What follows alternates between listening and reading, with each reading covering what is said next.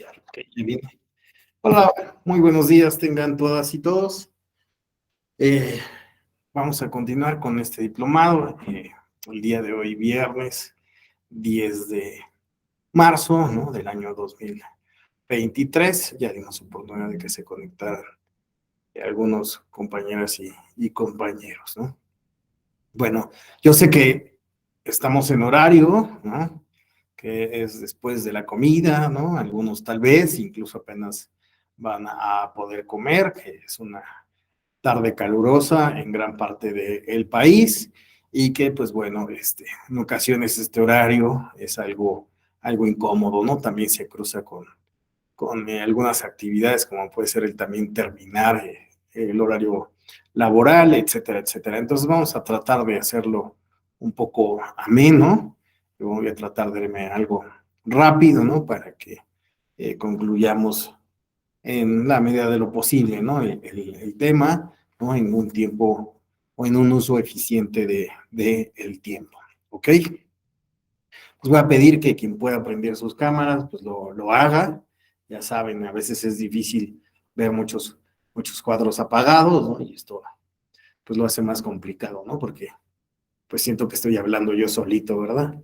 Y y es feo, créanme que es feo cuando uno, está hablando, ¿no? Y pues no se observa a nadie, ¿no? Ya saben, tienen la caja de comentarios, pueden utilizar el micrófono, la manita electrónica.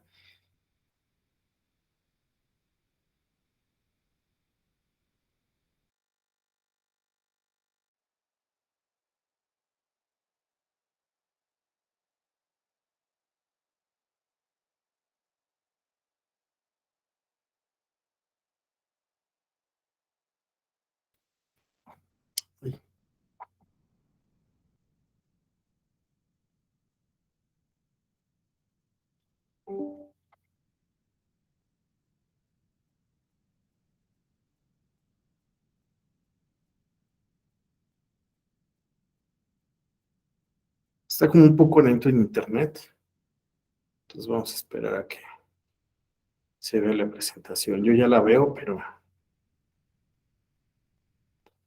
creo que ustedes no, porque lo veo en la pantalla y todavía no sé.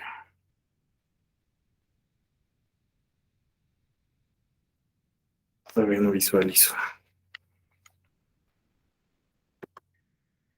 ¿Ya ven la presentación? No, maestro, todavía no se ve. Hola, buena tarde a todos. No se ve la presentación. Ok, a ver, vamos a repetir el procedimiento.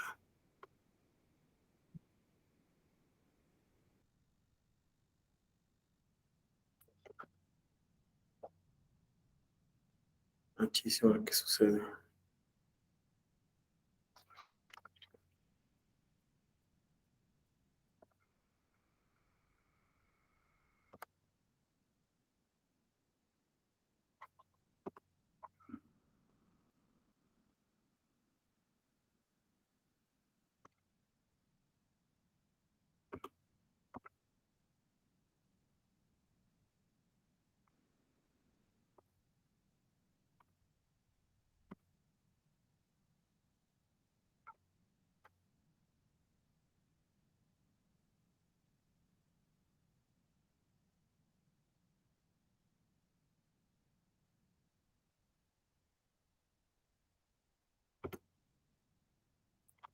Pasando.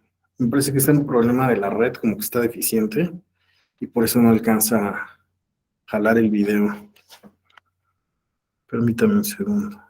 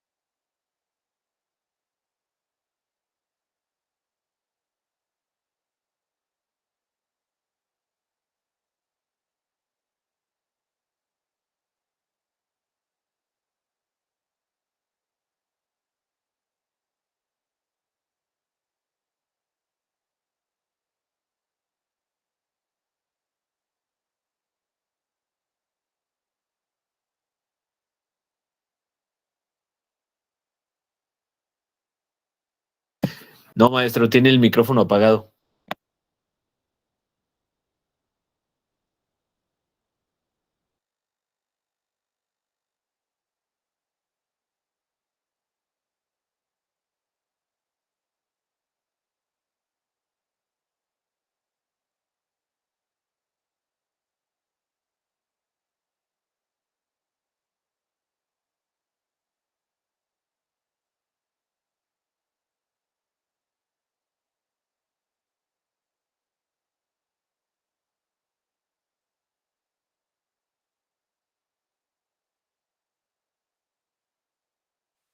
A ver, en este micrófono, ¿me escuchan? Sí, maestro, ya se Ok. escucha. Es que veo que se prende lo de capacitación interna, pero yo en la lab no escucho. Voy a prender este micrófono. Por favor, quien esté en capacitación interna, ¿me escuchó? Sí, maestro, ¿usted me escucha? Ya, ahora sí, ya te escucho. Perdón, es Va que que va. luego le paso a mi PC y tengo Y deshabilitado. además han dado bien inestable la red hoy en la eje. Me parece que es la red Ujú. la que ha estado así. Bueno, pues voy a trabajar con los micrófonos de acá, de nuestro super equipo de cómputo, que es con el que voy a trabajar. Bueno, como sea. Muy buenas tardes, ahora sí ya vamos a iniciar. Nuestro tema del día de hoy es el silogismo jurídico y su aplicación, ¿no? Pero ¿de qué va esto del silogismo jurídico? ¿Qué entendemos por silogismo? Y posteriormente, pues bueno, ¿qué podríamos entender del silogismo jurídico? Y sobre todo, ¿cuál sería su aplicación en los términos cotidianos o jurisdiccionales, ¿no? ¿Qué sería la finalidad de comprender qué es el silogismo jurídico? Y bueno, más bien, ¿cuál sería el sentido de este silogismo jurídico para la vida práctica? Pues bien, para poder comprender el silogismo jurídico, en primera instancia tendremos que comprender qué es el silogismo aristotélico, ¿no? Esto me parece ya lo han abordado con anterioridad con el doctor Abelardo Hernández, ¿no? El cual pues me parece ya les dio pues una perspectiva, les dio una clase, ¿no? De lo que representa el silogismo jurídico, cuáles son sus reglas, ¿no? Y cuál es la importancia. Lo único que nosotros vamos a hacer en este momento es hacer un pequeño repaso de este silogismo aristotélico. Solo veo a Francisca, así que a Francisca le voy a preguntar. Me parece que ya vieron con, ya que están poniendo sus audífonos. ¿Me escuchas, Francisca? ¿Sí? Sí, sí lo escucho, maestro. ¿Usted me Ok, escucha? sí, ya te escucho muy bien, perfecto. Oye, yo comentaba que me parece que ya vieron con el doctor Abelardo Hernández que es el silogismo aristotélico. ¿Es así? El día de ayer no estuve en la clase. No Ah, sé si el día de ayer lo vieron. Tuve un contratiempo y no pude entrar. Sí, ok. maestro, ya lo vimos. Ah, ok, perfecto. Gracias, Benito. Entonces, muchas gracias también, Francisca. De todas formas, bueno, por aquello de por si los flies, bueno, como Francisca no estuvo, vamos a dar un pequeño repaso de este silogismo, ¿no? Y hacia la idea es comprender las formas de razonamiento o de, mejor dicho, de estructuración del pensamiento o del razonamiento, ¿no? Bueno, vamos a iniciar. ¿Qué es silogismo? El silogismo viene del latín silogismos, ¿no? Y bueno, en su versión griega, en su acepción griega, ¿no? También lo encontraríamos de la misma forma, silogismos, ¿no? Que pues sería el utilizar dos palabras, ¿no? Por un lado, la palabra sil, que literalmente se traduciría con, ¿no? Así sería con, ¿no? Pero que para hacer una mejor adecuación, podríamos traducirlo como juntos o en conjunto. Relacionar es lo que es la idea de el con, relacionar dos cosas, ¿no? Y logisestai, ¿no? Logisestai es considerar o calcular. Entonces, ya de entrada, cuando nosotros estamos tomando en cuenta cuál es la raíz etimológica de la palabra silogismo, nos encontramos que advertimos que la palabra habla de hacer un cálculo, una relación, relacionar dos conjuntos, dos cosas, hacer un cálculo, racionalizar la relación entre dos aspectos y como veremos, dos premisas, ¿no? Dos razonamientos. Así, pues bueno, silogismo deriva de sil-lego. Ustedes han visto que son los legos, ¿no? Han jugado tal vez o han visto algún sobrinito que tiene un lego, ¿no? ¿Y qué es un lego? Pues es un sistema. Eso es, incluso les recomiendo ahí este programa de los 80s, ¿no? De juegos, juguetes de los años 80, ¿no? Que está en Netflix, ¿no? Y nos habla del Lego, ¿no? Y nos va a decir que el Lego, pues bueno, fue una construcción de una persona, ¿no? En Suecia, que dijo, voy a hacer un sistema de armado, ¿no? Entonces, cuando nosotros hablamos aquí de silogismo, de sil-lego, hablamos de un sistema de relación del razonamiento, ¿no? Entonces ahí lo que podríamos estar hablando es de cómo ordenamos y construimos a partir de ciertas piezas para, pues bueno, diseñar o construir un argumento. Y no solo construir un argumento, darle coherencia. Ahí ya estamos apelando a esta idea de silogismo, la acepción de razonamiento, ordenar el razonamiento, ¿no? Por lo tanto, ¿no? Podemos decir que un silogismo es reunir elementos considerados o calculados de cierta manera, tal cual como un Lego. Si nosotros queremos hacer un carrito, debemos de pensar cuáles son las piezas más idóneas para poder hacer ese carrito. Pero si nosotros tal vez queremos construir algo muchísimo más complejo, como podría ser un dragón en tamaño real, entonces tendríamos que calcular muchísimo más qué piezas darían la forma, el color, la figura que nosotros creamos a ese dragón. Lo mismo pasa con esto, en esa misma complejidad, es tratar de abstraer, ¿no?, de la realidad los elementos que nosotros necesitamos para construir un razonamiento que tiene como objeto, ahora sí, demostrar la validez de lo que nosotros estamos razonando. Hacia allá se va a dirigir la idea de silogismo. Entonces, bueno, entonces aquí estamos hablando de razonamiento que está formado por dos premisas y una conclusión, que es el resultado lógico que se deduce de dos premisas. Ya estamos hablando ahora de los elementos, ¿no? El razonamiento o el silogismo, ¿no?, como argumento va a tener tres proposiciones, ¿no? Vamos a ver qué son, cuáles son estas, ¿no? Y bueno, lo que sí podemos anticipar es que de entrada, pues bueno, dos le van a dar sentido, ¿no? Van a ser los argumentos, el contexto, y finalmente la última proposición, la conclusión o el resultado. Los argumentos, ¿no?, tienen un carácter deductivo, ¿no?, y son formados por tres proposiciones. Esto no se nos debe olvidar, son tres proposiciones, una premisa mayor, una premisa menor y finalmente una conclusión. Un ejemplo, ¿no?, de una construcción, de un silogismo a partir de esta estructura sería: todo hombre es mortal, Sócrates es un hombre y finalmente, por lo tanto, Sócrates es mortal. Pero también podríamos construir otro tipo de silogismos, ¿no? Y ahí podríamos jugar. Aquí se prestaría para que hiciéramos un ejercicio, pero pues bueno, para llegar al punto que quiero abordar en esta clase, no vamos a detenernos. Ahora bien, ya vimos cuáles son las premisas, ya vimos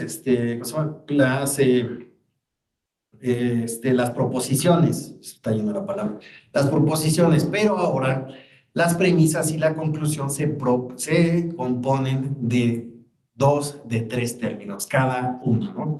En el caso de nosotros vamos a hablar de un término mayor o predicado, lo vamos a simbolizar con la letra P.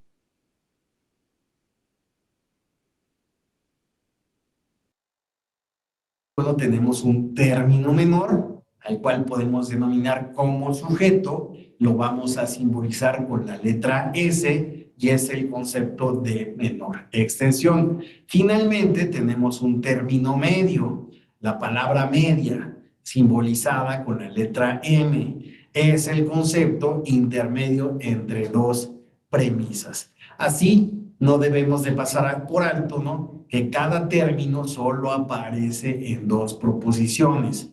Entonces, por ejemplo, vamos a tener proposiciones con un término mayor y un término medio, un término menor y un término medio, y finalmente una conclusión que lo que va a tener es la relación del término mayor con el término menor. Ahora ya relacionando lo que hemos visto hasta el momento, relacionando premisas con los términos, ¿no?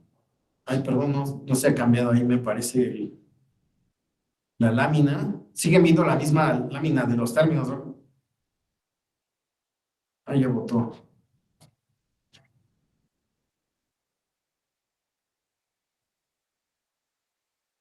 Permítanme. Es que es el internet de la laptop el que está mal. Entonces es el que está generando estos conflictos.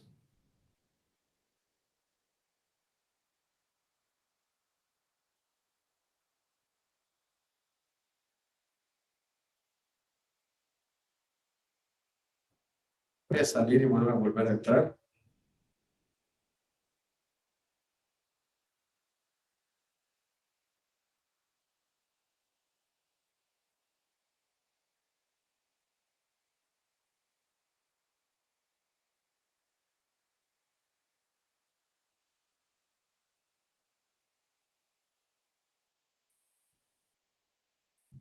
A ver, voy.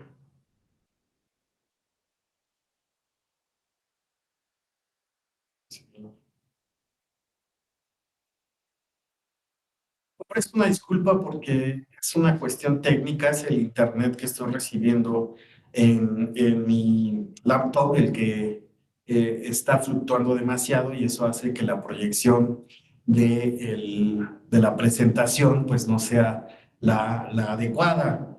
Me detengo y continuaría si no fuera porque la verdad es que este tema en esta parte me parece que debe ser muy visual para que ustedes puedan ir siguiendo el hilo conductor de la misma. Fíjense, yo me volví a votar. Si no, pues bueno, me voy a seguir, ¿vale? Y vemos en qué momento. Sí.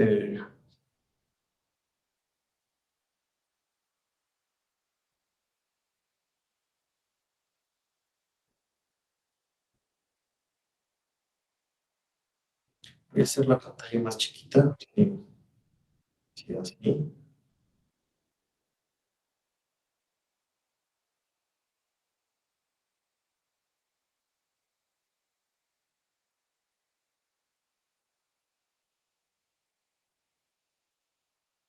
A ver, voy a hacer de esa forma.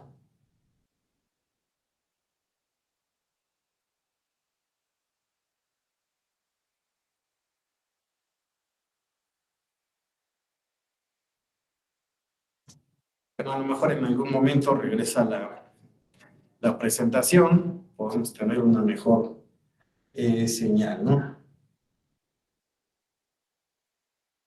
Puede suspender la presentación, no se puede ver. Bueno, si nosotros relacionamos las proposiciones y los términos, vamos a tener, en el caso de la premisa mayor, lo que les mencionaba, ¿no? Un término mayor simbolizado con P y un término menor simbolizado con M. Ahora bien, después vendrá una premisa menor, ¿no?, que va a tener un término menor simbolizado con S y un término medio, ¿no? Es decir, el término medio se va a repetir tanto en la premisa mayor como en la premisa menor. Finalmente, en la conclusión, lo que nosotros vamos a tener es al término menor y al término mayor, ¿no? Eso es lo que en términos generales vamos a tener. Ahora, existen diferentes tipos de proposiciones. Dentro de estos diferentes tipos de proposiciones vamos a tener las universales y las que son particulares, ¿no? Entonces, las particulares pueden ser afirmativas o negativas. Bueno, las universales pueden ser afirmativas o negativas, y también las particulares pueden ser afirmativas o negativas. Está terrible, ¿eh? Incluso hasta me está fluctuando aquí. Me está moviendo.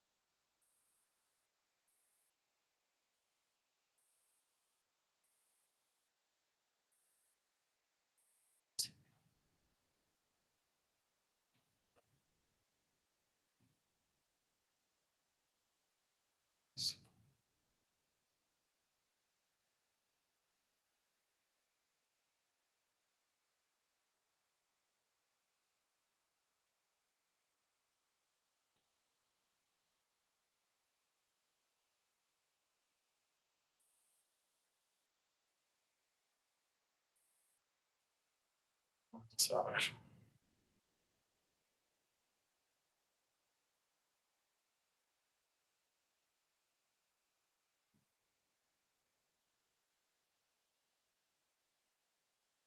Perdón.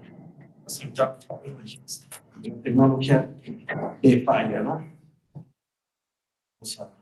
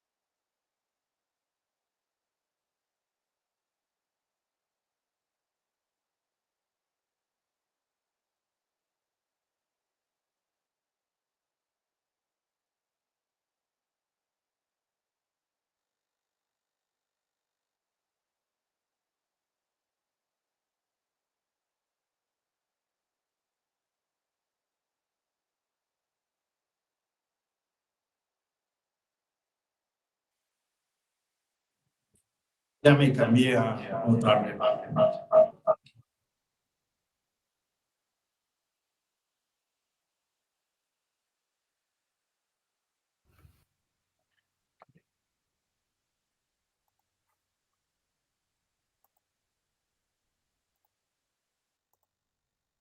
Ok, bueno, ya me cambié a otra red, espero que esta funcione más adecuadamente porque esto es un problema. Y les decía, es que esto es como muy visual, si no, en verdad puede uno perder la vista y entonces no tiene mucho caso elaborar. Como les decía, silogismos, ¿no? Existen universales y existen particulares. Los universales pueden ser afirmativos o negativos y también, bueno, los particulares pueden estar en ese mismo sentido, pueden ser afirmativos o negativos. Un ejemplo de universales afirmativos es todo ese es P, todo ese es P. Un ejemplo de ello, todos los humanos deben respirar. En términos de un universal un particular afirmativo es algún S es P. Un ejemplo sería algunos humanos nacen en Egipto. Ahora, respecto de los negativos, cuando son universales, tenemos, por ejemplo, el sentido ningún S es P. Un ejemplo sería ningún humano respira bajo el agua. Cuando es particular, en sentido negativo, la forma es algún S no es P. Un ejemplo sería algunos humanos no nacen en Egipto. Entonces, tenemos estos 4 tipos de proposiciones, ¿no? Aquí vemos que tienen una letra, ajá. Esto es la simbología en la cual vamos a reconocer estos tipos de proposiciones. Cuando es universal afirmativo es A, cuando es universal negativo es E, cuando es particular afirmativo es I, y finalmente cuando es particular negativo es O. ¿Ok? Las proposiciones pueden dar lugar a las siguientes figuras. Aquí es donde las vamos a tener. Vamos a tener 4 figuras posibles. Como vemos, tenemos una primer figura 1, donde vamos a tener al término medio al inicio y posteriormente el predicado. En la siguiente proposición vamos a tener al sujeto al inicio y al término medio al final. Así, finalmente, en la conclusión vamos a tener que pues va a estar construida por el sujeto al principio y el predicado al final. Esto va a cambiar en la figura 2, si nosotros observamos, donde vamos a tener al término medio al final y al predicado y al sujeto al principio. Respecto de la conclusión, pues bueno, vamos a tener que esta va a estar construida de la misma forma que la figura número 1. Primero el sujeto y posteriormente el predicado. Ahora, tenemos otra figura, la figura número 3, donde observamos el término medio, ¿no? Ya no va a estar al inicio o al final únicamente al final, sino que va a estar al inicio, ¿no? Y el predicado y el sujeto van a estar al final. Igual, lo mismo, el sujeto y el predicado. Figura número 4, vamos a tener a el predicado al inicio y el término medio al final, posteriormente el término medio al inicio y el sujeto al final, ¿no? Entonces tenemos, estas son las 4 figuras que en términos generales se tienen. Ahora, si nosotros relacionamos los tipos de proposiciones con las posibles figuras, ¿cuáles son los tipos de proposiciones?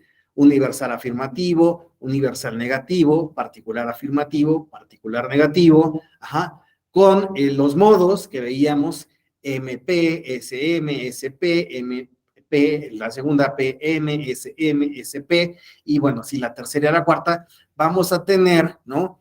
Que pues podemos construir, ¿no? Diferentes tipos de argumentos, ¿no? Estos argumentos, como lo vieron con el doctor Hernández, pues bueno, van a tener incluso nombres, ¿no? Vamos a ver que las posibilidades son que construyamos, ¿no? A partir, por ejemplo, de puros afirmativos, de ahí que tengan la letra A, o por ejemplo, la siguiente forma de la primera figura, que sea un universal negativo, un universal afirmativo y que como resultado tenga un universal negativo, ¿no? Y así vamos a tener estas formas. Para llegar a estas conclusiones de cuáles son, ¿no? Los tipos de proposiciones posibles en relación a las figuras, pues bueno, fue un trabajo de siglos, ¿no? Para justamente a partir de esta lógica aristotélica, ¿no? Pues se pudiera decir cuáles son los tipos de argumentos que se pueden construir con estas herramientas y que estos sean válidos.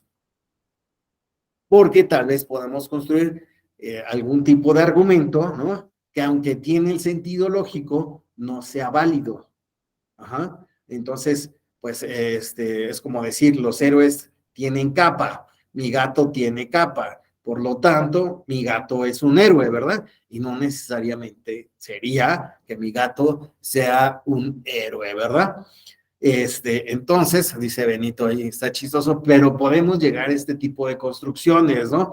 Benito, no, iba a decir que Benito hiciera una construcción, pero bueno, vamos a prisa.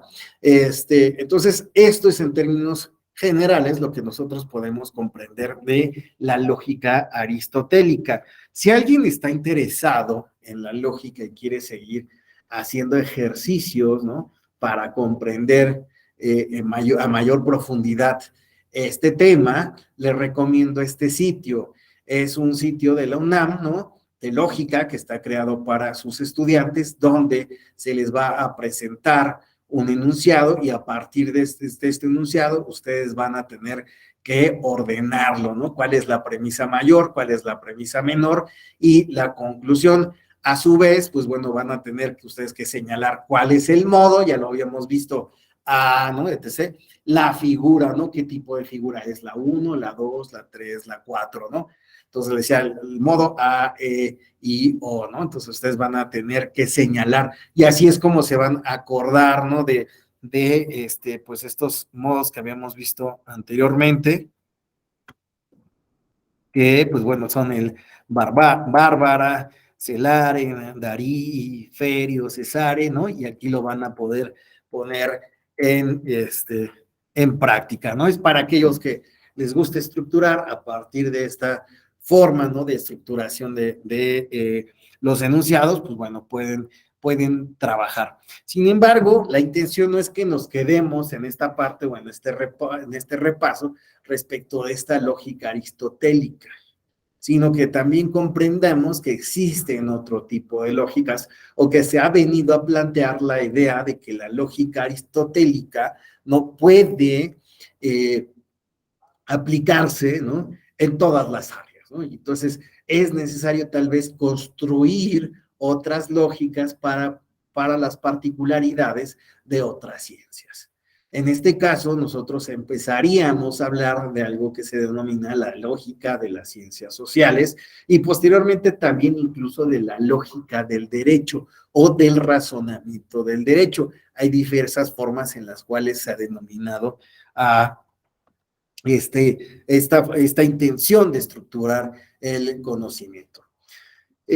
Señalo aquí, ahora bien, la lógica tradicional o físico-matemática no es adecuada para tratar la vida humana ni sus problemas prácticos, sobre todo por el aspecto contingente de lo social. Lo social sabemos que no puede repetirse o no tiene el mismo resultado como es cuando nosotros hacemos un cálculo matemático, ¿verdad? No aplicamos una fórmula y esto nos da, ¿no? Un resultado sí o sí.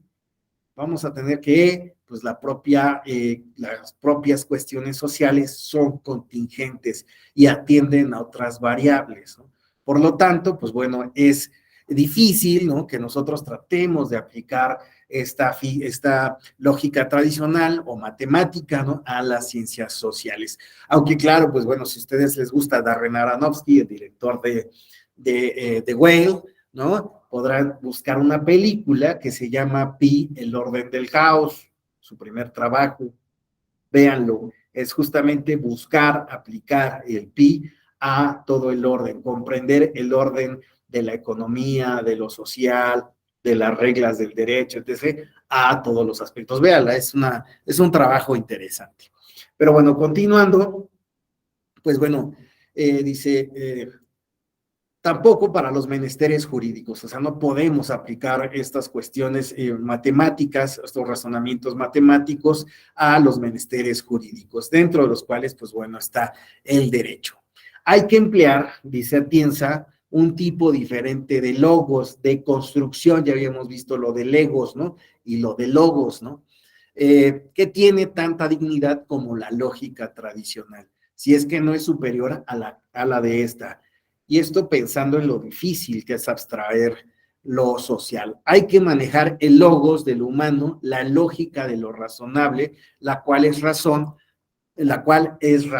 tan razón como la lógica de lo racional, pero diferente a esta. Atienza lo que nos está hablando está pensando en argumentación jurídica, está pensando en cómo estructuramos, ¿no?, nuestros razonamientos. Cuando hablamos de lógica, cuando hablamos de argumentación jurídica, suele apelarse mucho a la seducción y la capacidad de convencer y demás, ¿no? Esta parte. Pero también, pues bueno, en realidad estamos hablando de fondo a cómo construimos la justificación de las decisiones judiciales. Cómo ordenamos, y le damos no solo sentido, sino que lo elevamos también a un grado de razón lógica e incluso de aspecto científico. Esto es lo interesante de buscar una lógica en las ciencias sociales y en la construcción de sus razonamientos, que a final de cuentas es la forma en la que nos vamos a explicar de cómo llegamos a una conclusión sobre alguna conjetura que de inicio tuvimos y que resuelve algún problema en particular. Ese es el problema en términos generales de las ciencias sociales y también del derecho. Pero no nos adelantemos. Hay una propuesta sobre, pues bueno, estas distinciones que tiene la lógica físico-matemática respecto de la lógica de las ciencias sociales. Respecto de la lógica físico-matemática, nos encontramos que esta, pues bueno, opera mediante conceptos, ¿no? Conceptos invariables. Los conceptos son términos cuyo contenido es autorreferente. ¿Qué es esto de autorreferente? Quiere decir que su contenido se identifica directamente con un concepto en específico. Y aquí, pues bueno, tenemos el ejemplo de lo que les venía diciendo del pi. Pi se va a explicar siempre por 3.1416.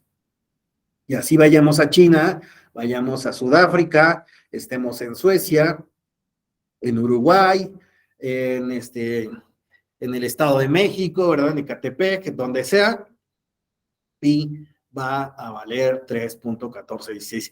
¿Quién sabe? A lo mejor en Corea del Norte tiene otro valor, ¿no? Pero en términos generales, si hablamos en términos científicos, pues estamos hablando de un concepto que siempre va a aludir al mismo valor y que también va a aludir a qué significa ese 3.1416. Ahora, ¿cuáles son las características de los términos autorreferentes? Son externos y objetivos. ¿Qué es esto? Todos los que los perciben de la misma manera. No hay otra forma. Invariables y atemporales se aplican en cualquier tiempo. Universales y absolutos se aplican en todos los casos de la misma manera. Vemos, o sea, existe un sistema universal que es invariable, ¿no? Que, pues bueno, siempre va a tener la misma autorreferencia y se va a entender lo mismo y los valores numéricos van a ser invariables, solo que se señale que se está utilizando cierto tipo de números especiales, donde podríamos hablar que podría haber un cambio, pero en términos generales son invariables. ¿Cuál es la diferencia respecto de la lógica de las ciencias sociales? Pues bueno, que esta no va a operar por conceptos, va a operar por nociones. ¿Qué son las nociones? Las nociones no tienen contenidos autorreferentes, sino contenidos subjetivos y variables en un número limitado de opciones. Nosotros vamos a poder entender de diferente forma estas nociones. La noción que Benito tenga de justicia es diferente a la que tiene Cintia Patricia, que tiene una cámara de una forma muy extraña, de Judith, ¿no? Entonces, no es lo mismo lo que ustedes van a entender de justicia a lo que posiblemente yo puedo entender de justicia. No se podría entender lo mismo hace 100 años de qué es la justicia a lo que hoy día tal vez podríamos entender sobre justicia. Y pongámoslo más complejo, no es lo mismo que el amar y el querer, pequeña broma de viernes, ¿no? No es lo mismo lo que cada quien puede entender sobre el amor, ¿verdad? Y ahora con términos como poliamor y demás, entonces va cambiando, ¿no? La noción es distinta porque va a apelar, ¿no? a la experiencia y pues bueno, tiene que ver con las particularidades. Ahí ya saben que siempre les recomiendo creer, saber, conocer de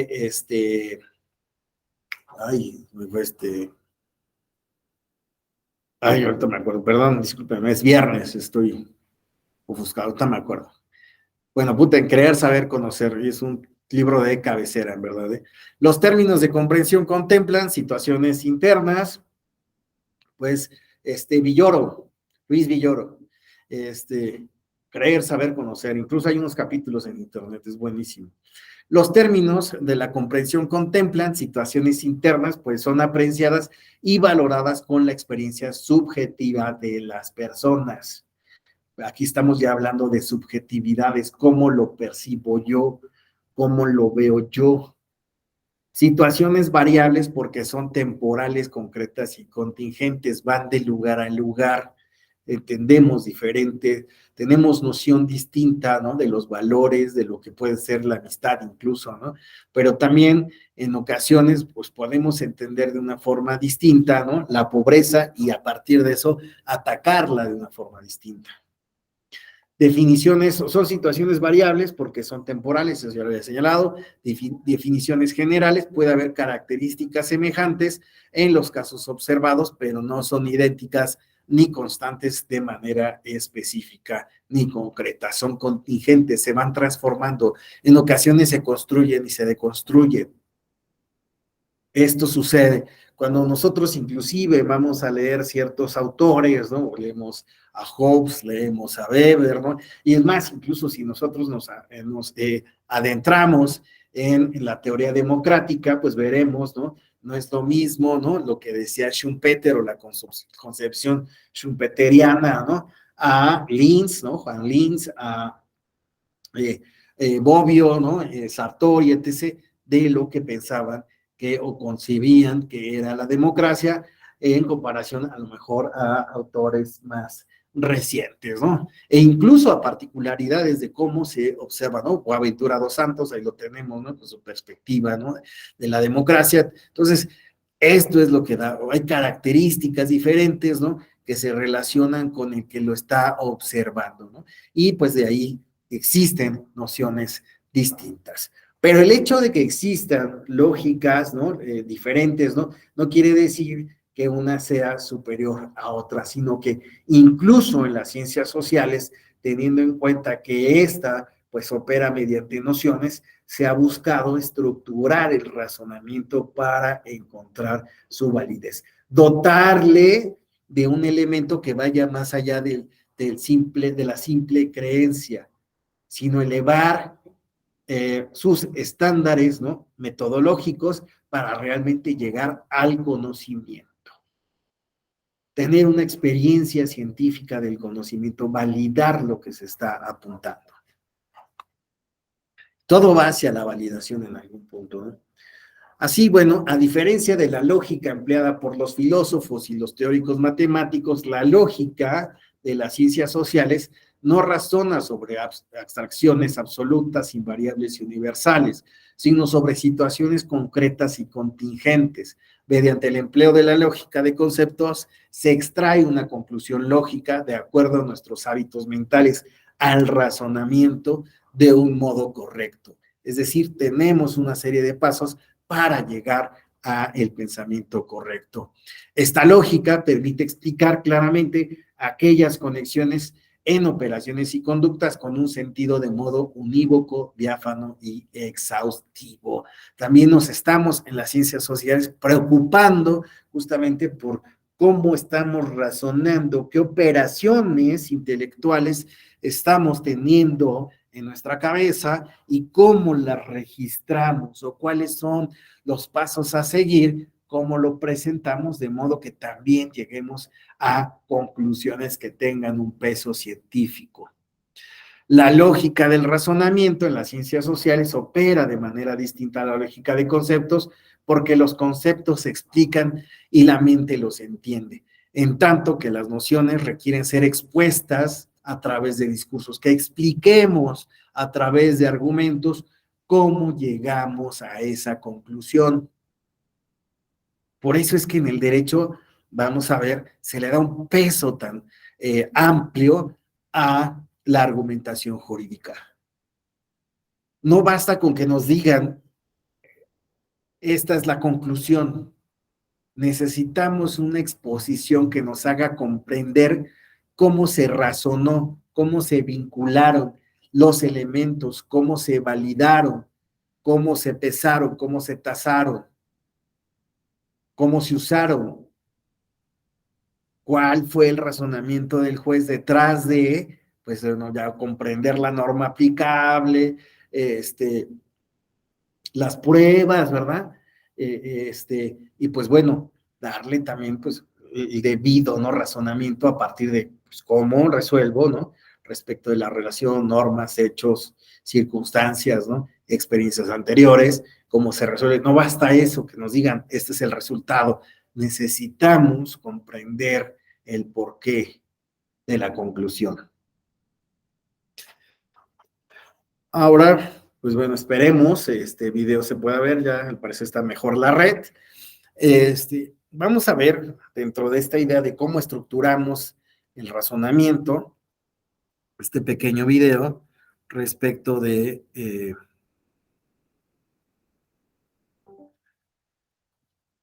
cómo elaborar un argumento. ¿Cómo elaborar un argumento? ¿Se escucha? Todo argumento consta de 3 partes: Sí, sí se escucha. afirmación, razonamiento y evidencia. Una afirmación es una declaración que necesita ser demostrada o explicada. Básicamente, es la idea que presentamos para reflejar nuestro punto de vista. Pongamos un ejemplo. La moción, premisa o tema de debate es: debería establecerse una cultura de debate en las escuelas.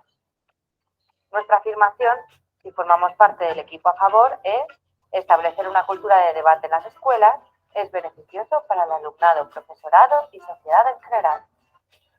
La segunda parte del argumento es el razonamiento. Razonamiento es el acto de probar una afirmación explicándola, describiéndola y elaborándola. Continuando con el ejemplo anterior, vamos a probar nuestra afirmación. ¿Por qué es beneficioso establecer una cultura de debate en las escuelas? La respuesta a esta pregunta será nuestro razonamiento. Es beneficioso porque el debate contribuye a desarrollar la habilidad de pensamiento crítico en el alumnado. Con el razonamiento intentamos mostrar que la afirmación que hemos hecho tiene una lógica. Y el tercer paso es la evidencia. Las evidencias son hechos, informaciones u observaciones presentadas para apoyar la afirmación y o los razonamientos. Hay varios tipos de evidencias, pero para conocer la calidad de estas debemos tener en cuenta varios aspectos. Por ejemplo, los estudios muestran que jugar con videojuegos hace más violenta la personalidad de los niños. Esta evidencia está obviando puntos importantes como quién hizo el estudio, cuándo se realizó el estudio y dónde se publicó el estudio. Además, cuando encontramos una evidencia, tenemos que asegurarnos que apoya la afirmación y el razonamiento. Evidencia. Colbeck, profesor de comunicación y director de debates de la Universidad de Tennessee, publicó en 1987 en el Journal of Forensic Education un estudio sobre una muestra de 146 debatientes y 139 no debatientes, que actuaron como grupo control en 8 universidades americanas. Muestra que el alumnado que participó en los debates obtuvo unos resultados muy superiores a los del alumnado que no lo hizo, en los cuestionarios de pensamiento crítico. Este ejemplo sería una evidencia completa. Tenemos autor, sabemos cuándo se realizó el estudio, dónde se publicó y apoya nuestra afirmación y nuestro razonamiento. Ahora pongamos todas las piezas juntas. Nuestro argumento quedaría: afirmación, establecer una cultura de debate en las escuelas es beneficioso para alumnado, profesorado y sociedad en general. Razonamiento, el debate contribuye a desarrollar la habilidad de pensamiento crítico en el alumnado. Y siempre una evidencia que fortalezca este razonamiento. Con fecha, autor y lugar en el que se ha publicado este estudio. Por último, un aspecto más a tener en cuenta al elaborar un argumento es el impacto. Nos vamos a quedar. Ese video lo retomo regularmente para, a mí, yo participé en concursos de debate cuando era joven, ¿no? Pero cuando me han invitado a dar algún tipo de taller, utilizo este video, porque me parece que es una forma muy sencilla de plantear cómo se estructura un argumento y cómo nosotros regularmente tendríamos que estar haciendo estas operaciones constantemente para realizar un artículo, incluso para nuestro trabajo cotidiano, pero sobre todo, pues bueno, cuando nosotros también estamos interesados en seguir formándonos académicamente. No es de extrañar que muchos alumnos, incluso en maestría o en doctorado, tengan problemáticas para construir un argumento. ¿Por qué? Porque regularmente no seguimos una estructuración del pensamiento. Presentamos ideas sueltas. Y es más, nos arrancamos como si todo fuera un ensayo. Y esto no debiera ser así, depende de los objetivos. Pero nosotros nos estamos guiando hacia la idea de por qué es necesario construir un argumento y cuál es la lógica de los argumentos en las ciencias sociales y particularmente en el derecho.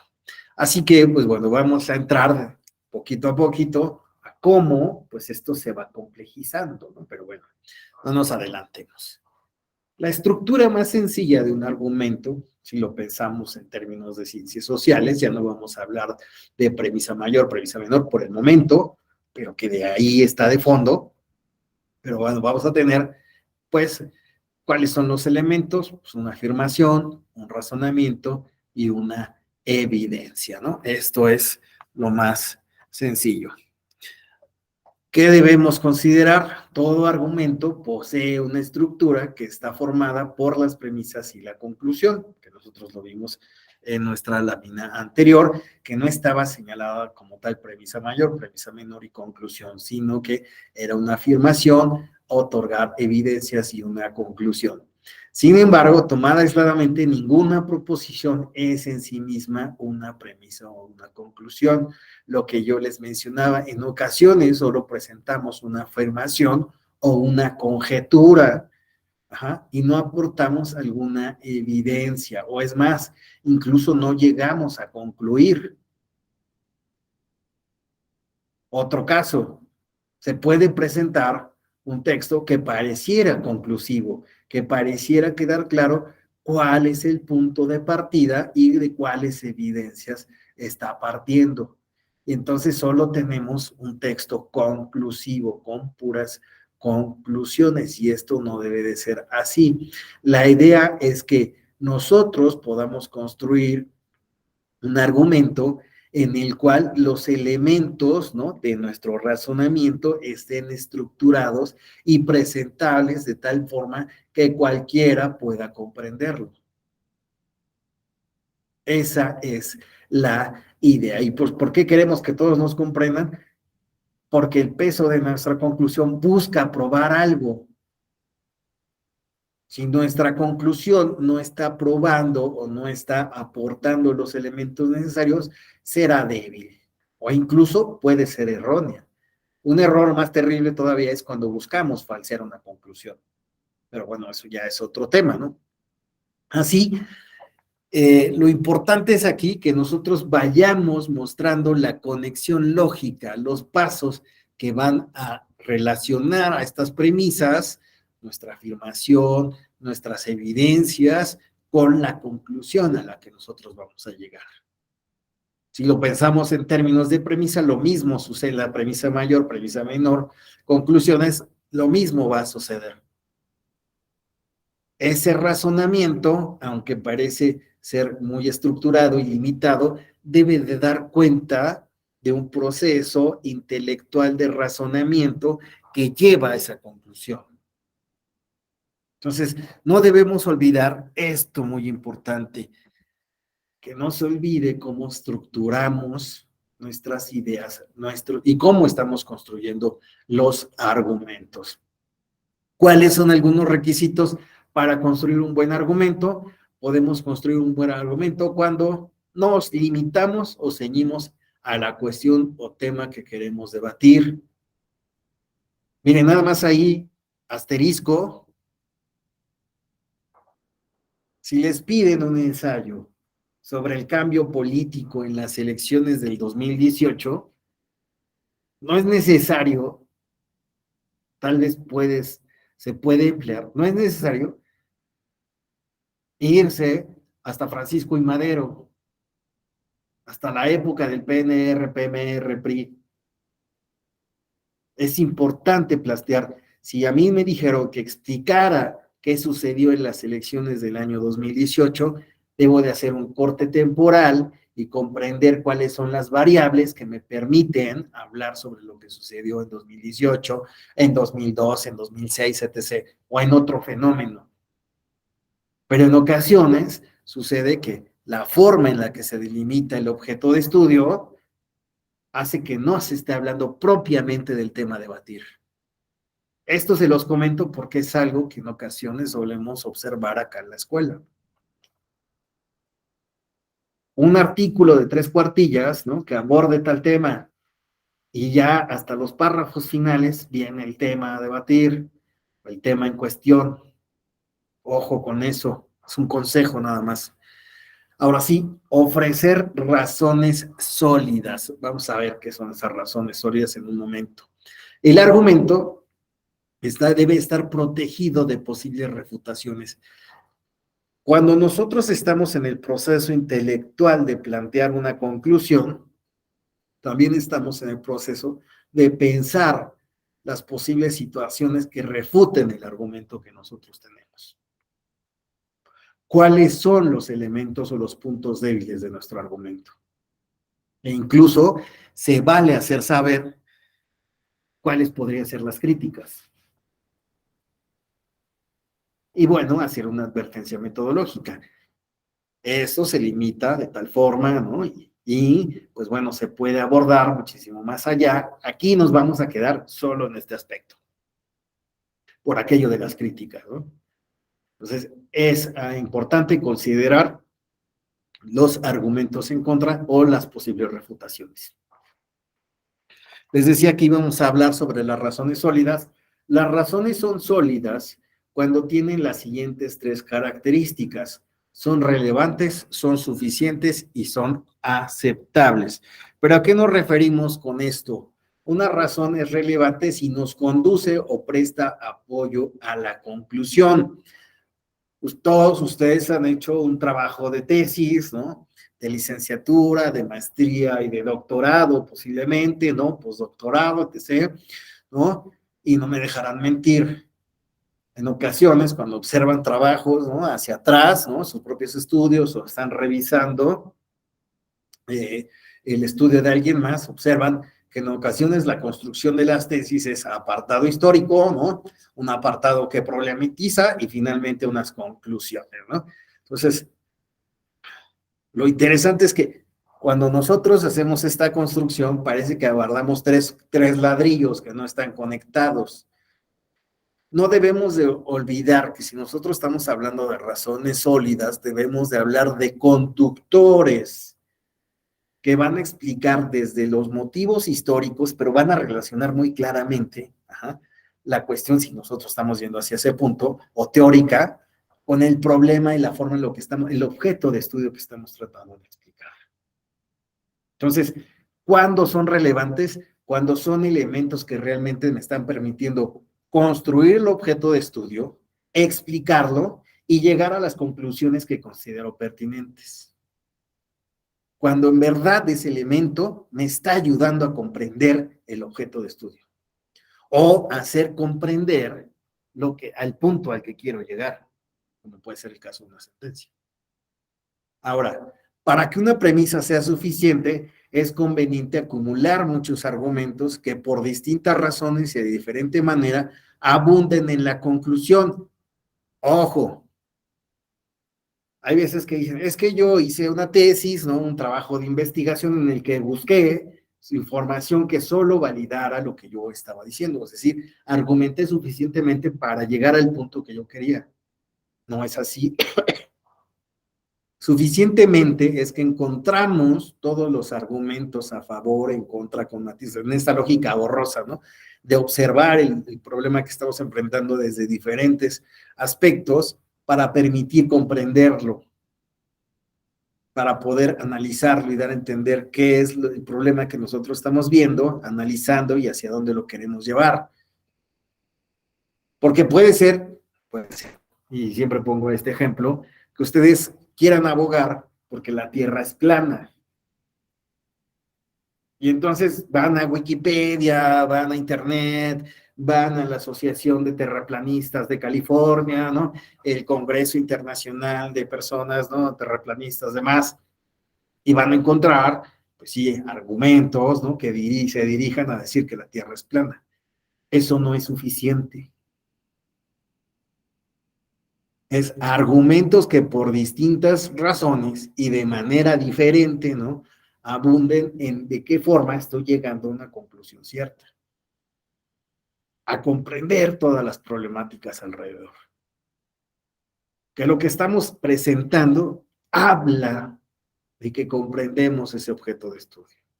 Ahí es cuando estamos abordando suficientemente un tema. Ahora, es aceptable cuando ofrece datos objetivos, está vinculado a lo anterior, datos objetivos. Expresa un conocimiento común a todos, contiene un testimonio incontrovertible, constituye un testimonio de un experto, que a lo mejor puede ser argumento, ¿no?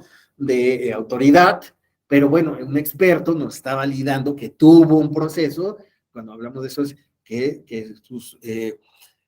sus experimentos, su teoría, ¿no? Tuvo un proceso de validación científica del conocimiento.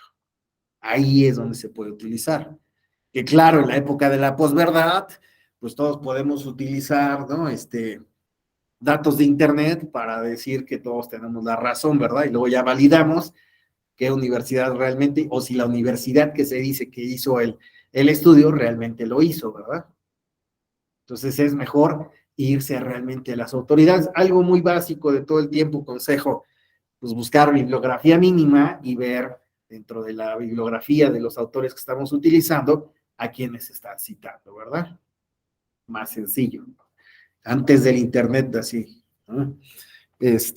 Pero bueno, cuando se tienen estas razones sólidas, es relevancia, suficiencia y aceptable, podemos hablar de que le estamos dando solidez. La intención de esta estructura, ¿cuál es? Pues bueno, llegar a demostrar esto.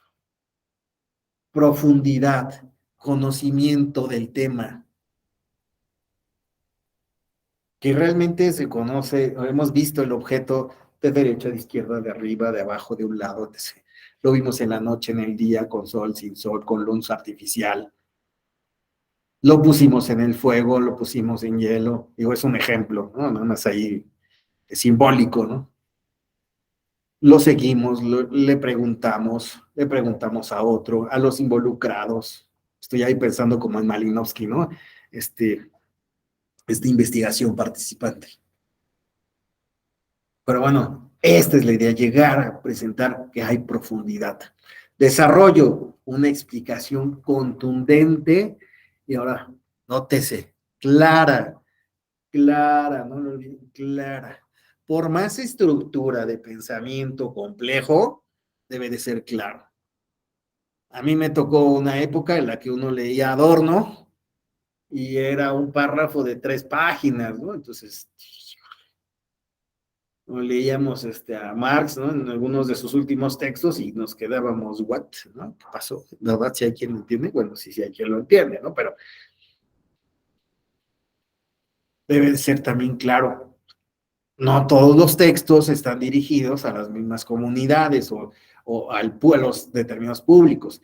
Hay textos que van para públicos muy especializados, se entiende, ¿no? Pero ante todo siempre la claridad, y más cuando hablamos en casos judiciales, ¿no? Finalmente, estructurada. Esta es la parte donde hemos estado llegando, ¿no? Haciendo hincapié, la estructuración del pensamiento, pero no solo del pensamiento, del razonamiento, ¿no? Del proceso intelectual, sino también de cómo lo presentamos. Por eso nos decían siempre en las clases de metodología, ¿verdad? Se redacta hasta el final, claro, se puede ir haciendo, ¿no? Pero ya es con conocimiento de cómo seguir una ruta, ¿verdad? Pero siempre estructurado y claro. Conclusiones, es algo importante, las conclusiones, y ahí sí también consejo. Yo sé que no es una clase de metodología, nada más, vamos a hablar de estamos hablando de esta estructuración, ¿no? De la lógica de las ciencias sociales, vamos a nuestro tema, ¿no? Que es el silogismo jurídico, pero tiene mucho sentido abordar esto, y ahorita lo van a ver. Las conclusiones, procuro que nunca sean, porque suele suceder en muchos libros de derecho, ¿no? Conclusiones, 1, y retoman lo que se dijo al principio, 2, tal, ¿no? 3, es como un resumen. Eso no es. Eso no son conclusiones. La conclusión habla de una reflexión, de un razonamiento. Está planteando a qué llegamos. Ya demostramos que comprendemos el tema. Demostramos que lo analizamos. Ahora es, bueno, ¿y eso qué? ¿Cuál era tu objetivo? ¿Cómo demuestras lo que llegaste a ese objetivo? Entonces no es una síntesis, no es un resumen. Es a demostrar el análisis. La parte analítica. Bueno, no se debe de perder de vista, ¿no? Que, pues bueno, algunos consejos que daba René Descartes, ¿no? René Descartes, ¿no? Es no aceptar, y esto lo reproduce mucho Neil deGrasse Tyson,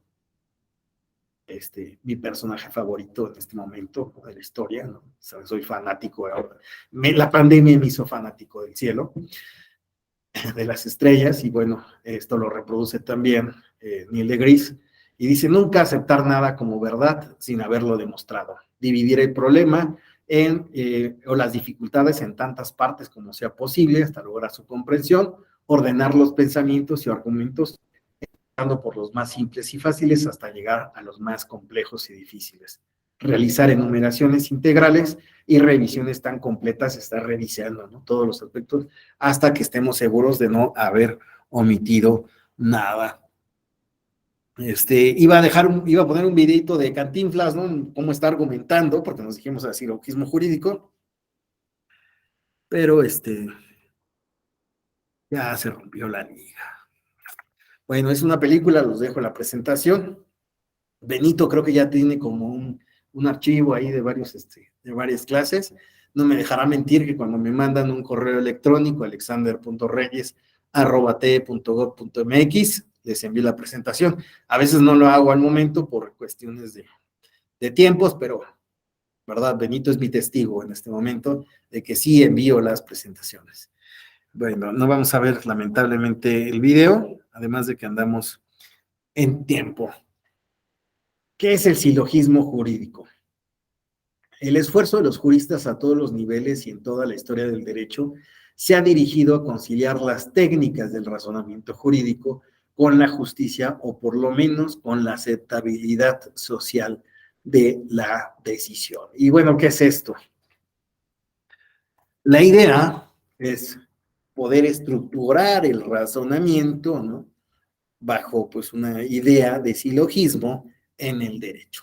¿Para qué? Pues bueno, para que la decisión que se da judicialmente sea aceptada, pero también comprendida, que lleguemos a, bueno, ya entiendo cómo se llegó a esta conclusión, cómo llegamos a este fallo, ¿no? Tarufo nos dice sobre lo que es el silogismo jurídico. La teoría que identifica la estructura del juicio en un silogismo cuya premisa mayor está dada por la norma que debe aplicarse al caso, mientras que la premisa menor está representada por los hechos relevantes que ya se han comprobado, de modo que la conclusión está constituida por la decisión sobre los hechos concretos. Entonces, Tarufo ya nos plantea la idea del silogismo, pues se emparentaría con el silogismo aristotélico, de modo que vamos a tener una premisa mayor, una premisa menor y finalmente una conclusión. En la premisa mayor que nos vamos a encontrar como elemento, pues bueno, que va a ser la norma aplicable al caso. En tanto que la premisa menor, pues bueno, van a ser los hechos, menciona los hechos relevantes. Finalmente la conclusión ahora sí es esto, ¿no? Mostrar la decisión, de dónde. y dar cuenta, ¿no?, de este proceso. Para Eugenio Bulgini, el silogismo judicial se puede resumir en las siguientes proposiciones. La sentencia es una conclusión del razonamiento hecho por el juez en los considerandos. La conclusión viene del ejercicio que tuvo con anterioridad. Las premisas de este razonamiento están dadas por las normas aplicables y los hechos del caso, como señala Tarufo, ¿no?, en la premisa, contenidas en la premisa mayor. La actividad del juez, una vez determinados los hechos, es puramente mecánica, consiste en extraer una conclusión lógica de las premisas dadas. Aquí nosotros vamos a ver que se está hablando de una cuestión mecánica para este autor. Sin embargo, pues bueno, hay otros que consideran que la cosa no va de este lado mecánico, ¿no? Tal vez podríamos hablar de algunas problemáticas, porque la ley como tal es de uno de los términos que más se suele decir en derecho. La ley es clara. Acto seguido viene una disputa argumental, porque no es tan clara la ley, ¿no? Y esto mismo se puede señalar aquí, no es algo tan mecánico aplicar la ley. Hay varias problemáticas a enfrentar. Pero bueno, ahorita veremos. La sentencia está determinada por las normas. Pues sí, efectivamente, el marco normativo es el que nos va a delimitar. En cada caso hay una y solo una solución correcta. Es la conclusión del razonamiento contenido en los considerandos. Hoy día podríamos decir que no necesariamente así, porque incluso hay sentencias que se aprueban en materia electoral solo por mayoría, son sentencias frontera, donde por un voto se hace la diferencia, ¿verdad?, entre estar en una postura a favor o encontrarnos en contra. Pero solo son algunos planteamientos que tiene este autor sobre lo que es la lógica jurídica, pero digo el silogismo jurídico, y sí la lógica que sigue el derecho, que me lleva o nos lleva a todos a una serie de problemáticas a resolver, y por eso lo retomo, porque es un ejemplo muy claro de esta perspectiva del silogismo jurídico. Nos hace ruido y nos lleva a diferentes problemáticas cuando hablamos de esta aplicación mecánica, ¿no?, del silogismo al derecho. ¿Cuáles son algunos de los problemas a resolver? De entrada, ¿cómo se aplica la norma? ¿La aplicamos así tal cual textual? ¿Será necesario interpretar la norma? Más aún, ahora en nuestra actualidad, ¿de qué forma vamos a relacionar esa norma? Puede haber un sistema, ¿no?, de normas que incluso no puede ser, no se limita a lo constitucional, puede ser incluso convencional. Y a veces esa convencionalidad nos obliga a revisar hasta la propia Constitución. Bueno, la idea también de tener o contemplar qué ha sucedido en otros momentos, los precedentes, la propia jurisprudencia, ¿no? Porque sabemos que a veces las leyes tienen lagunas, son omisas y se han resuelto mediante la jurisprudencia o criterios establecidos en precedentes anteriores. Entonces, ya no es tan sencillo, ¿verdad?, decir, pues voy a aplicar la norma así, y si la norma no lo presenta claro, o es la jurisprudencia la que nos aclara, debemos de contemplar el marco convencional. Pues ya no es tan sencillo, ¿verdad? Ahora, ¿cómo la aplicamos? ¿De caso a caso? O hay veces como, perdón, hace rato, en una conferencia importantísima de Voz y Voto, búsquenla en serio, la conferencia de hoy de Voz y Voto sobre las personas en prisión, véanla, en verdad son 2 horas que van a aprovechar muchísimo. Es el testimonio de una persona que estuvo 13 años en prisión preventiva, una chica. Vale muchísimo la pena. Y entonces esto lo taco a tema porque digo aquí de caso en caso o a rajatabla, lo que la experiencia a veces dice en ciertas materias. Mira, órale, ¿no? Todos estos tienen lo mismo, a todos ponen lo mismo, los mismos años, ¿no? Penal. Todos estos van por robo, tal cosa, ¿no? Esto, pues, a todos, órale. Igual. Aplicamos la norma así a rajatabla, órale, ¿no? Todos están por lo mismo. No me detengo a las particularidades. Aplico la norma. Pero bueno, son problemas. ¿Qué hacer ante las omisiones, las vaguedades, los conflictos normativos, incluso casos especiales? Puede haber casos que parezcan fáciles y sean difíciles, y uno de ellos es ese de las personas en prisión, y les decía que se votó por mayoría, porque podría haberse en esa sentencia considerado, y digo, a lo mejor todos tienen la película, ¿no?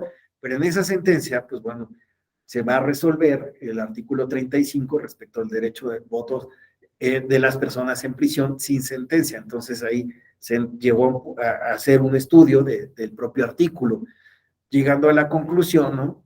Que, pues bueno, a estas personas que están privadas de la libertad, pues todavía gozando de la presunción de inocencia, tienen derecho a votar. Pero ¿por qué digo que es un caso especial o un caso difícil? Porque podría decirse, precisamente, que esas personas en esa sentencia, pues no habían votado, o sea, querían votar para 2018, la sentencia salió en 2019. Entonces, hasta procesalmente se podría haber dicho, pues ya, por así no tiene sentido, ¿no? Hablar del caso, las elecciones ya pasaron, y pues vámonos. Pero no, se optó por entrar al caso. Entonces, no es tan sencillo, no es tan sencillo. ¿Cuáles son los hechos relevantes? Mencionaba yo los casos fáciles. ¿Cuáles son los casos fáciles? ¿Alguien? ¿Nadie? Bueno, casos fáciles, para rápido, podríamos decir que son aquellos en los que simplemente se aplica la norma. Te pasaste un alto, Benito, que es el que estoy viendo, ¿eh? No tengo nada en contra de Benito, simplemente que el día de hoy está aquí en foco. Tengo un punto de mira. Es broma, ¿eh? Estoy tratando de hacer menos complicado este viernes, ¿verdad? A 5:30.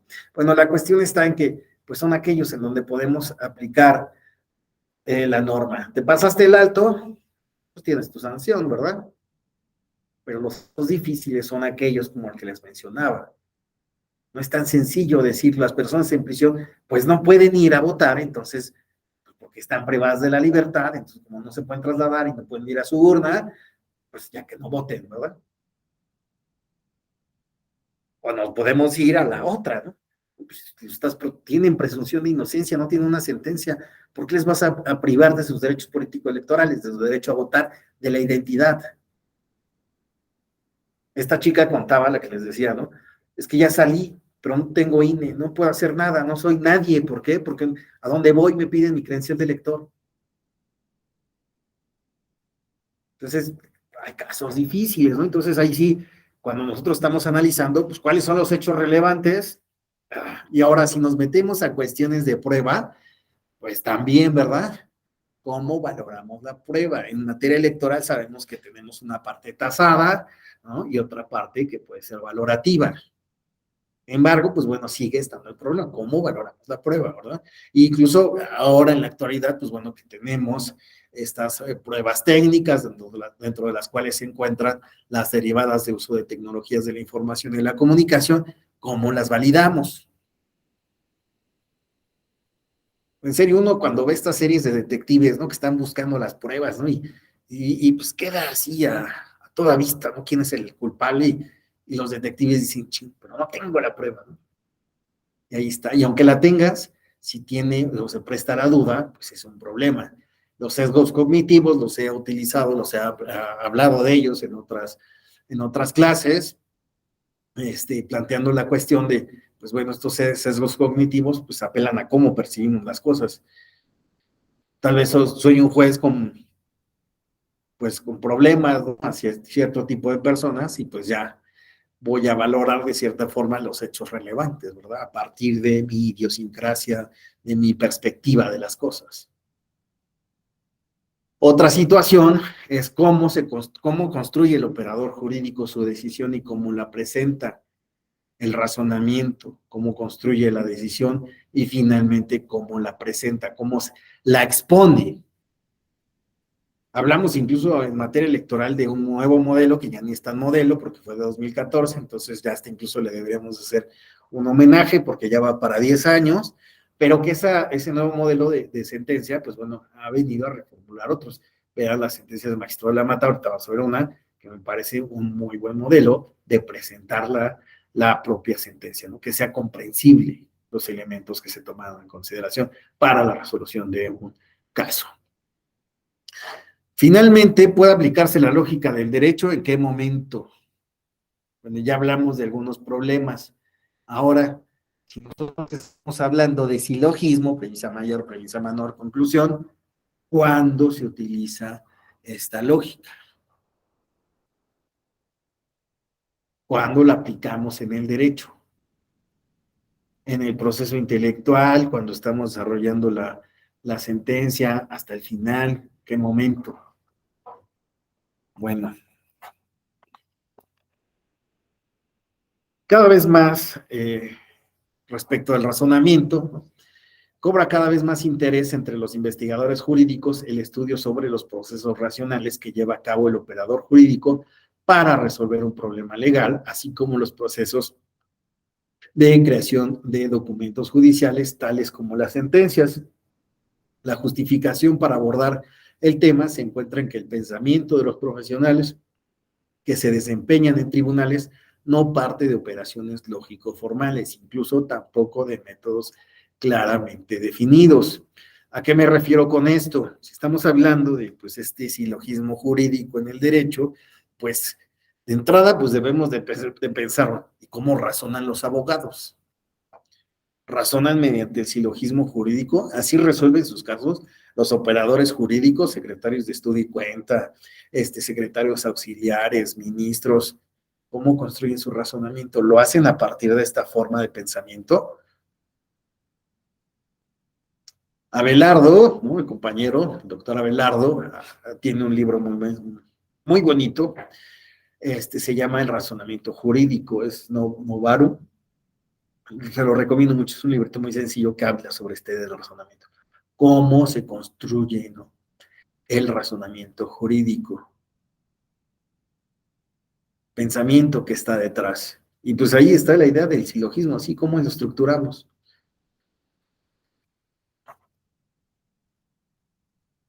Hay algunas respuestas respecto de pues cómo se resuelven los casos, ¿no? Hay un autor que se llama Minor, Salas, considera que existen al menos 3 grupos de opiniones respecto de cómo se construye el razonamiento jurídico.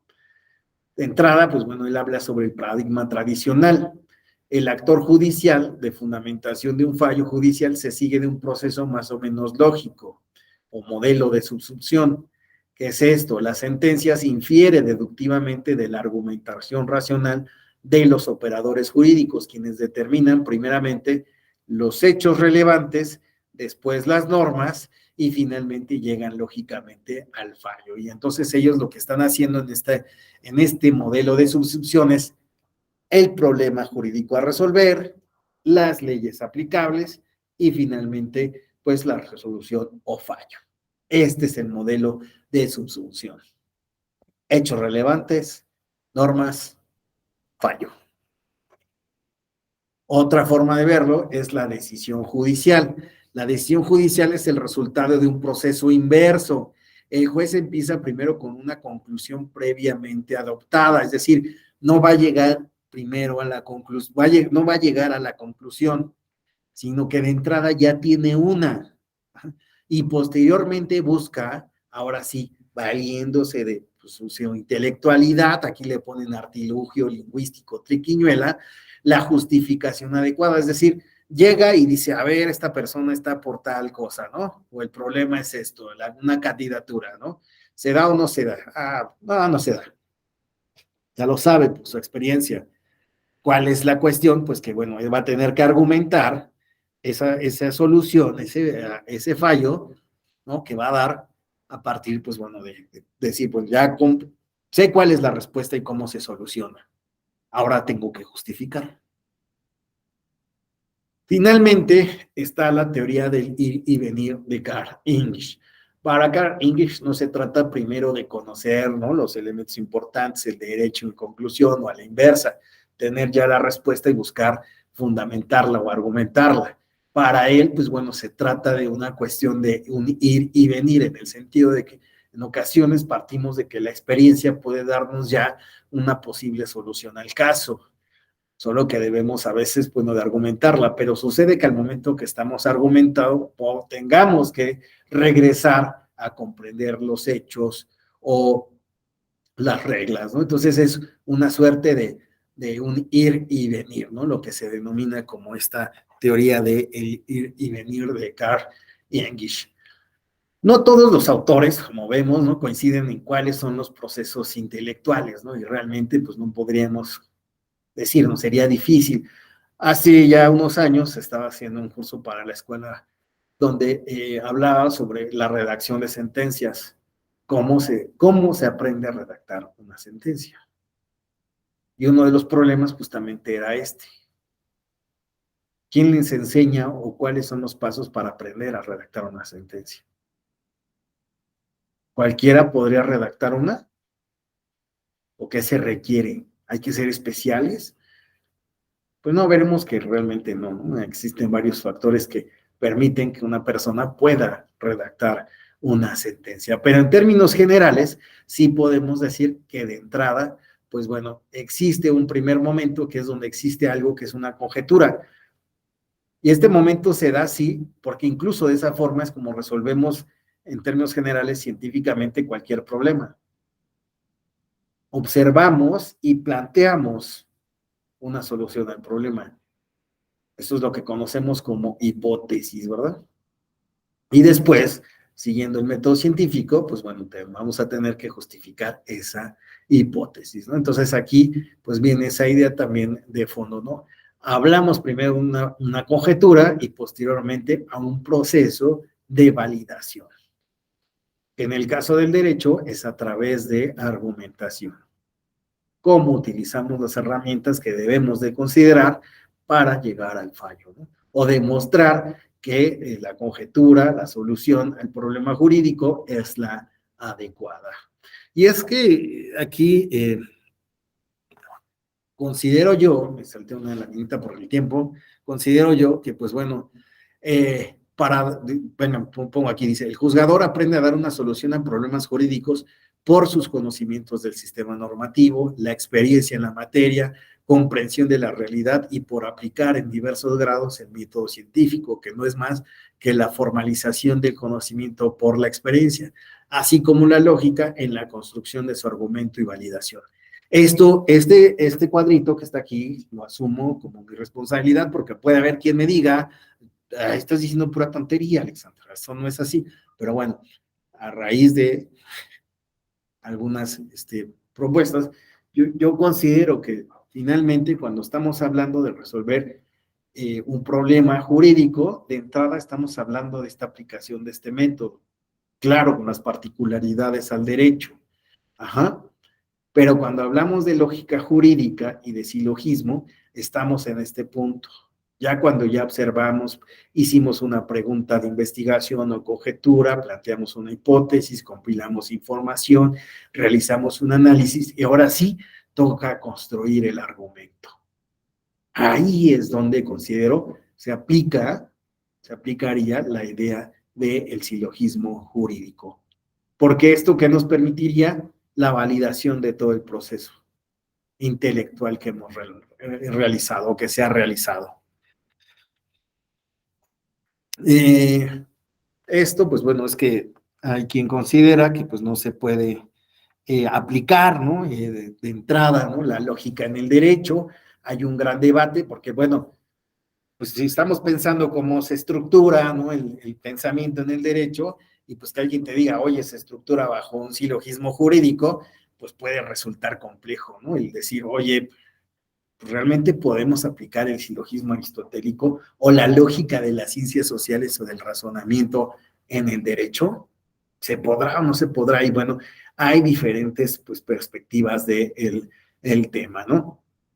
Pero la realidad es que el derecho, al ser una ciencia, sí, claro, es una ciencia, hay críticos que dicen, no es, o sea, hay ciencia jurídica. Claro, claro que hay ciencia jurídica.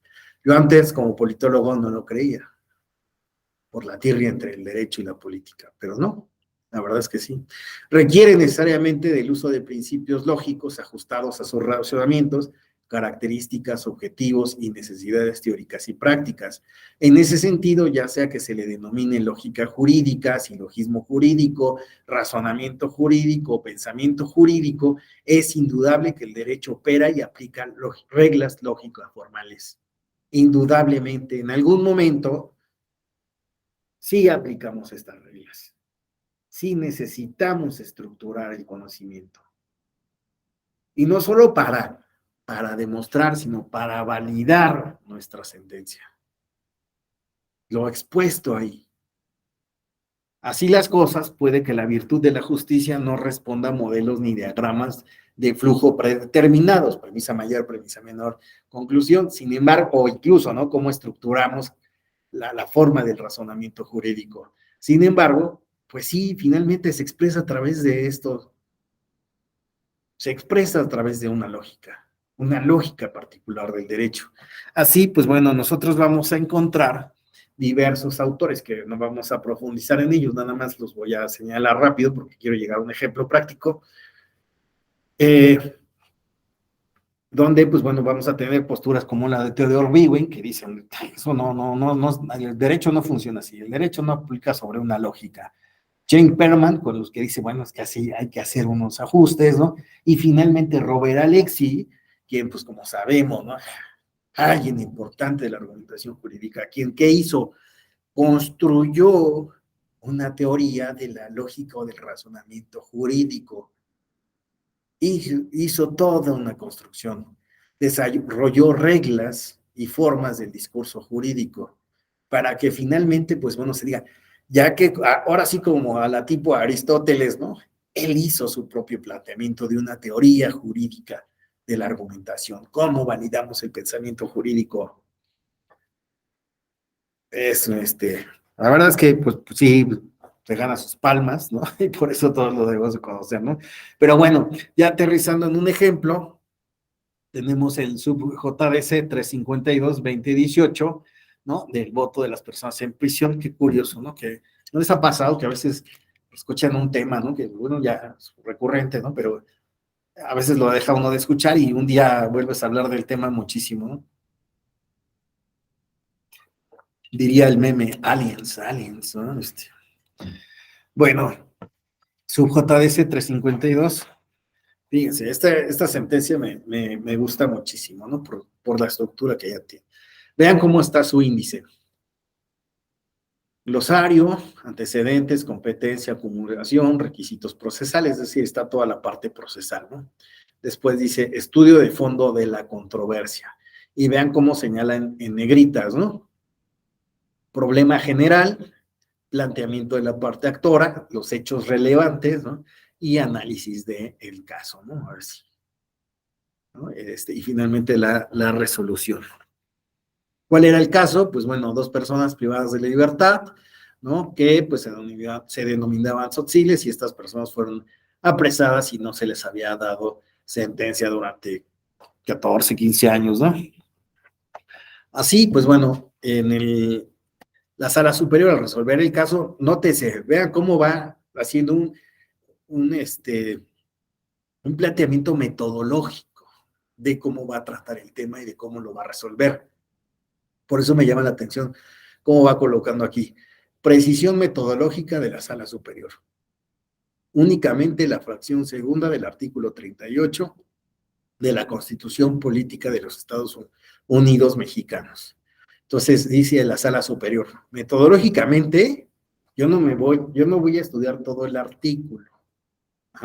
Yo solo voy a estudiar e interpretar la primera de 3 causas, que se refiere a personas que están sujetas a proceso penal, pero no han sido sentenciadas, y precisamente en ese supuesto es el que se vincula con el caso a resolver. Entonces dice la sala superior, yo solo voy a analizar esto. Esta es la presión metodológica.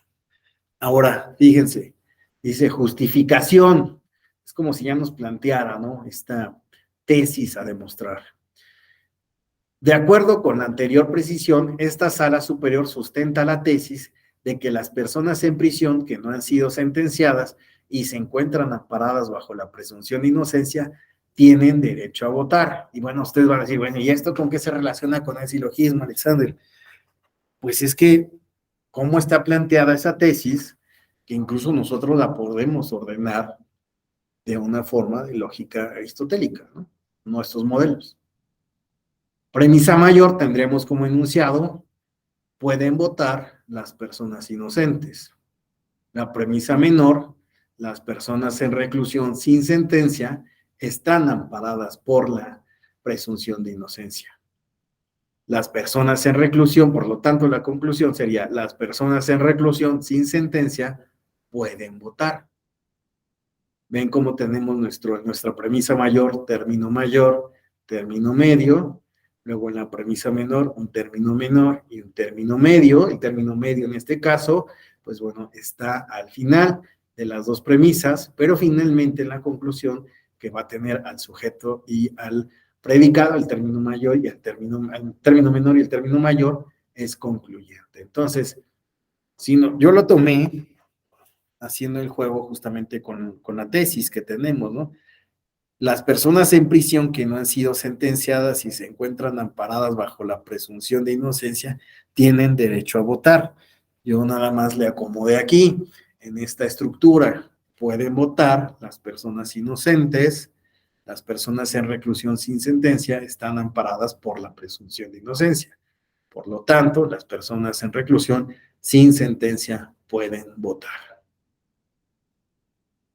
O sea, me parece muy interesante cómo plasmaron su tesis y cómo se puede llevar a este tipo de modelos. Por eso me parece una sentencia muy buena, creo que hasta recibió algún premio, pero vamos, ¿no? Ahora, si nosotros también lo planteamos en términos generales de lo que es el silogismo jurídico, ¿no? De esta idea de premisa mayor, premisa menor, conclusiones, y donde la premisa mayor, que son el marco normativo, la premisa menor, los aspectos importantes o sustantivos, ¿no? Y finalmente una conclusión, nos encontraríamos que incluso la estructura de la sentencia opera de esta forma. Vean, vamos a tener una premisa mayor que es que el marco normativo, que es interpretación evolutiva del derecho al voto y la presunción de inocencia. Premisa menor, ¿cuáles son los aspectos relevantes? Principio de progresividad y no regresividad. La sala superior debe ampliar el alcance y protección de derechos. Está hablando, ¿no? Pues es que no debemos olvidar que no podemos hacer una lectura ahí limitada. Hay que tomar en cuenta este aspecto, ¿no? La progresividad, garantía del derecho al voto. No existe razonabilidad en la suspensión del voto a las personas en prisión preventiva. Y nosotros cuando vimos cómo se construye un argumento en las ciencias sociales de la forma más sencilla, de que nos dimos cuenta de que necesitábamos evidencia, ¿verdad? O sea, íbamos a poner un argumento. ¿El argumento cuál es? Las personas en situación, ¿no?, en prisión sin sentencia pueden votar. Y después, ¿qué seguía?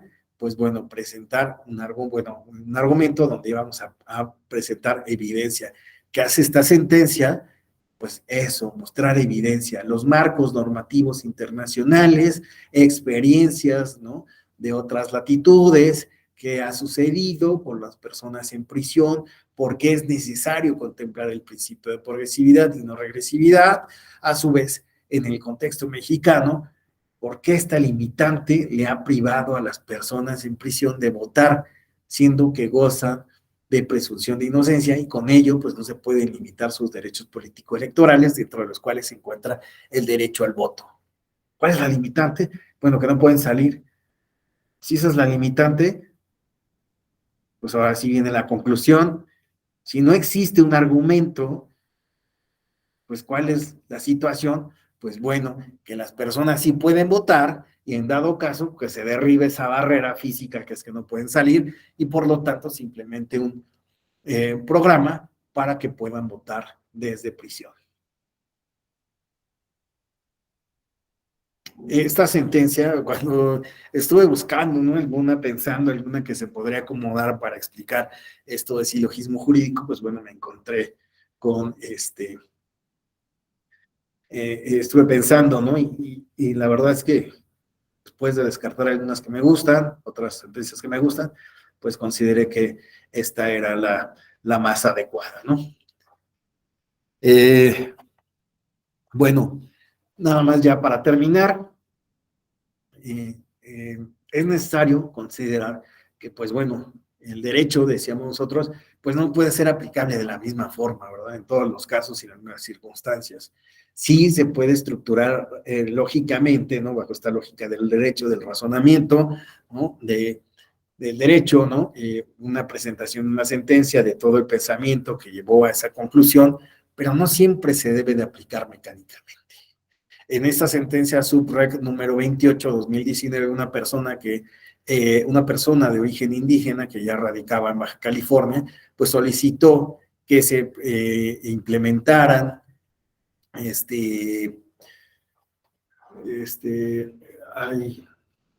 estas medidas, perdón, es viernes, luego la computadora ya me va fallando. Medidas de protección para grupos vulnerables, ¿no?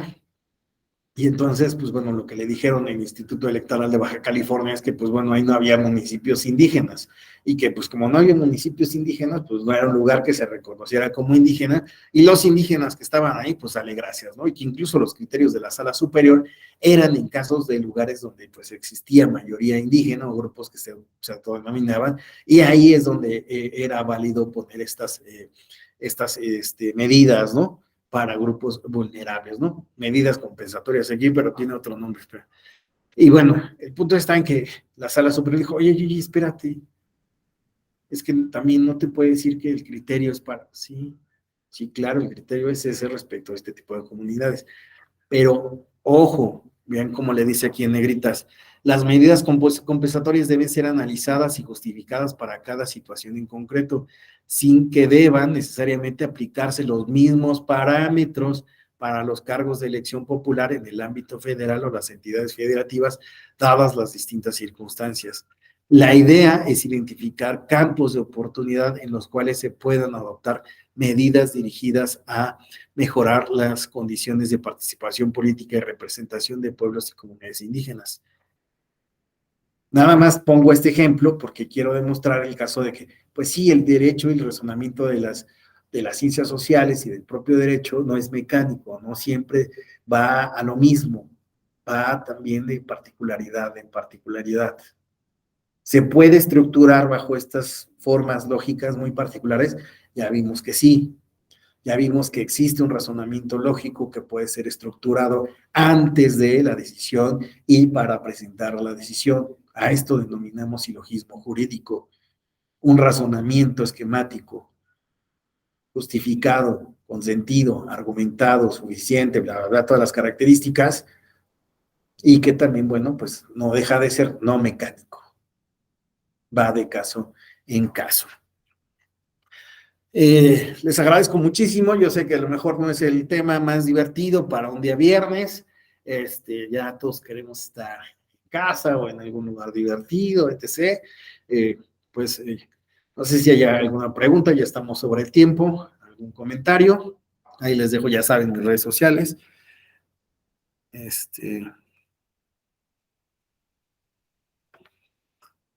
Pues bueno, les agradezco mucho. Si no hay alguna pregunta, si no hay algún comentario, bueno, ya saben, quien quiera salir en la foto, quien no, es mi testigo de que el día de hoy estuvimos pasando la chévere. Bueno, ya Benito ya es como de la casa, ¿verdad? Les agradezco muchísimo, para mí fue un gusto.